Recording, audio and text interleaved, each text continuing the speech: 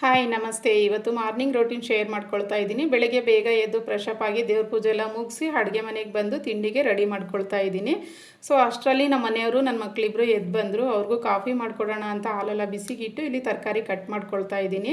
ನಾನು paneer vegetable use ಮಾಡಿಕೊಂಡು ಪಲಾವ್ ಮಾಡೋಣ ಅಂತ ರೆಡಿ ಮಾಡ್ಕೊಳ್ತಾ ಇದ್ದೀನಿ. ಇನ್ನು ನಮ್ಮ ಮನೆಯವ್ರಿಗೆ ನನ್ನ ಮಗಳಿಗೆ ಕಾಫಿ ಮಾಡಿಕೊಟ್ಟೆ. ಇನ್ನು ನನ್ನ ಮಗ ಕಾಫಿ ಕುಡಿಯಲ್ಲ, ಅವನಿಗೆ ಬ್ಲ್ಯಾಕ್ ಕಾಫಿ ಮಾಡಿಕೊಟ್ಟೆ. ಅವನಿಗೆ ಬ್ಲ್ಯಾಕ್ ಕಾಫಿ ಮಾಡಿಕೊಟ್ಟು ನಾನು ಕೂಡ ಇವತ್ತು ಬ್ಲ್ಯಾಕ್ ಕಾಫಿನೇ ಕುಡಿದೆ.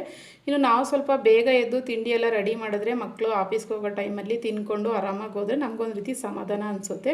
ಸೊ ನಮಗೇನಾದರೂ ಲೇಟಾಗಿ ನಾವು ತಿಂಡಿ ಮಾಡೋದು ಲೇಟಾಯಿತು, ಮಕ್ಳಿಗೂ ಟೈಮ್ ಆಯ್ತು ಅಂದರೆ ತುಂಬ ಟೆನ್ಷನ್ ಆಗಿ ಹೋಗ್ಬಿಡುತ್ತೆ. ಎಲ್ಲ ತಾಯಂದ್ರಿಗೂ ಹೀಗೆ ಅನಿಸುತ್ತೆ. ಮಕ್ಕಳು ಹೊಟ್ಟೆ ತುಂಬ ತಿನ್ಕೊಂಡು ಹೋದರೆ ಒಂದು ರೀತಿ ಖುಷಿ ಅನಿಸುತ್ತೆ, ಇಲ್ಲ ಅಂದರೆ ನಮಗೆ ಬೇಜಾರಾಗಿ ಹೋಗ್ಬಿಡುತ್ತೆ. ಸೊ ಹಾಗೆ ತಿಂಡಿ ಎಲ್ಲ ಮುಗಿಸ್ಕೊಂಡು ಮಕ್ಕಳು ಹೊರಟರು ಆಫೀಸ್ಗೆ. ಇನ್ನು ಹಸ್ಬೆಂಡಿಗೆ ಕೂಡ ತಿಂಡಿ ಕೊಟ್ಟು ನಾನು ಕೂಡ ತಿಂಡಿ ಮಾಡಿಕೊಂಡೆ.